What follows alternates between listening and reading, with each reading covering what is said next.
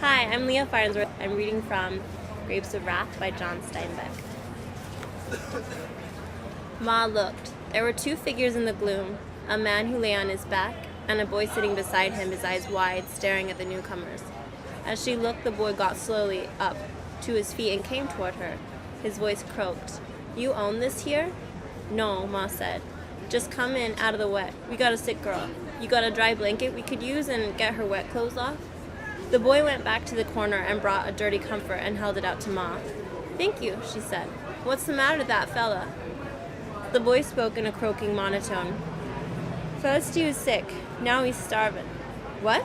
"Starving. Got sick in the cotton. He ain't et for 6 days." Ma walked to the corner and looked down at the man. He was about 50, his whiskery face gaunt, and his open eyes were vague and staring. The boy stood beside her. "Your pa?" Ma asked. "Yeah, says he wasn't hungry or he just ate, gave me the food. Now he's too weak, can't hardly move." The pounding of the rain decreased to a soothing swish on the roof. The gaunt man moved his lips. Ma knelt beside him and put her ear close. His lips moved again. "Sure," Ma said. "You just be easy. He'll be all right. You just wait till I get them wet clothes off of my girl." Ma went back to the girl. "Now slip 'em off," she said. And she held the comfort up to screen her from view. And when she was naked, Ma folded the comfort about her. The boy was at her side again, explaining. "I didn't know. He said he ate or he wasn't hungry. Last night I went and bust a window and stole some bread. Made him chew her down, but he puked it out and then he was weaker. Got to have soup or milk. You folks got money to get milk?" Ma said, "Hush, don't worry. We'll figure something out." Suddenly the boy cried, "He's dying, I tell you. He's starving to death, I tell you." "Hush," said Ma. She looked at Pa and Uncle John standing helplessly gazing at the sick man.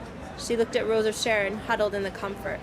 Ma's eyes passed Rose of Sharon's eyes and then came back to them.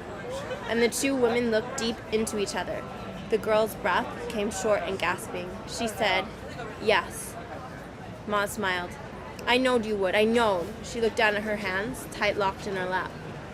Rose of Sharon whispered, Will you all go out?" The rain whisked lightly on the roof. Ruthie opened her mouth to speak. "Hush," said Ma.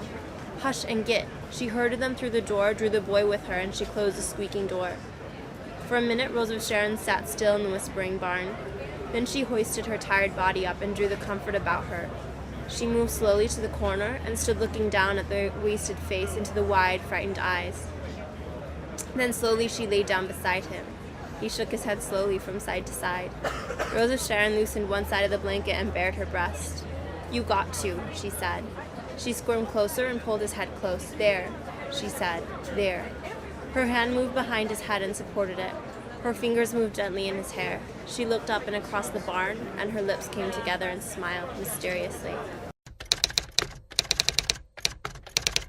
I read banned books.